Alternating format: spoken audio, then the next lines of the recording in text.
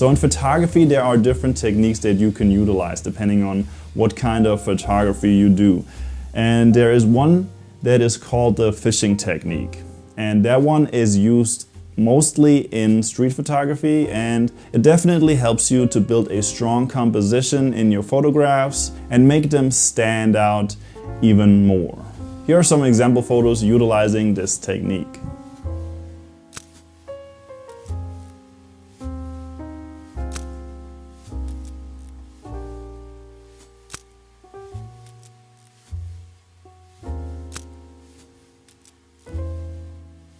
Now there are different ways to get good results in street photography, because what you do is you set up your frame not worrying about a subject in the photo, and once you found that perfect frame, you wait for the perfect subject to walk, drive or fly through the frame so that you can take the photo at the perfect time. Now when you go out and utilize this technique, you will see that if you set up your frame and you take the photograph at the wrong time, and the subject is not in the right position, the photograph will look off or unbalanced, and this whole thing won't work. So it's really important to wait for the right subject, and that subject also has to walk through the right part of your frame.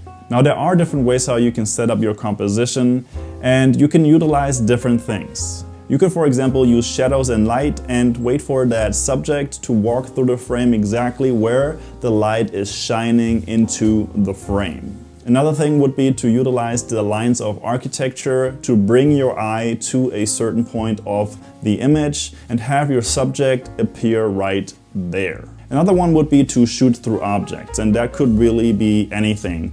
The important part here is to fill your frame with that object and then have that subject appear somewhere in that shape that you framed your composition with.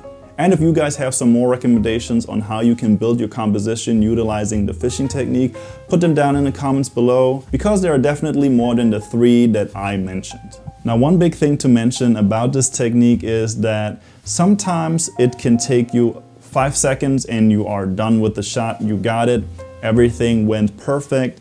And then there is also the other extreme that you stay at a location for 15 minutes, 20 minutes, 30 minutes, maybe even more, or sometimes the subject doesn't really show up at all and it's not gonna work. So what helps me is to give yourself a certain time that you think, okay, I'm going to stay here for 10 minutes or 15 minutes. And that can all depend on the time of the year, the time that you have that day, because in the wintertime, I'm not going to stand at this location for 2 hours and wait for the subject to walk through the frame. So you gotta plan and kind of weigh how much is this shot worth to you and how long are you willing to wait for that shot. Now I want to share one tip with everybody that has never utilized this technique before. So when you build your frame and you feel like, okay, this looks great, now I just want to wait for the right subject to walk through the frame, have that subject appear exactly where the rule of thirds, where those corners are, either in the down right or down left or up right or up left. That really can help you have a balanced composition and make a photograph work. Another one is, for example, to put your subject dead center, and that really helps, or that really works when you're utilizing the technique where you are shooting through a subject. Now I've talked a lot now, but for me personally, it's always the best to see something in action and see how it's done. So let's go out, take some photos and get some examples.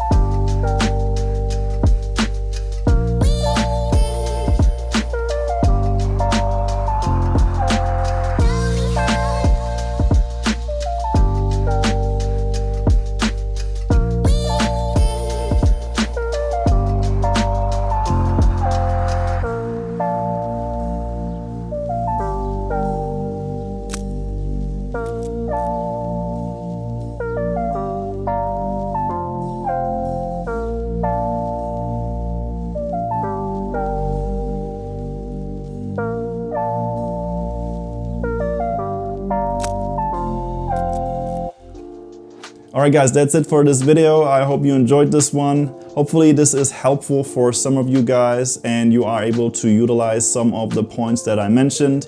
If that's the case, give this video a like. If you're not subscribed to the channel yet, I would love to have you on the team, and I will see you in the next one.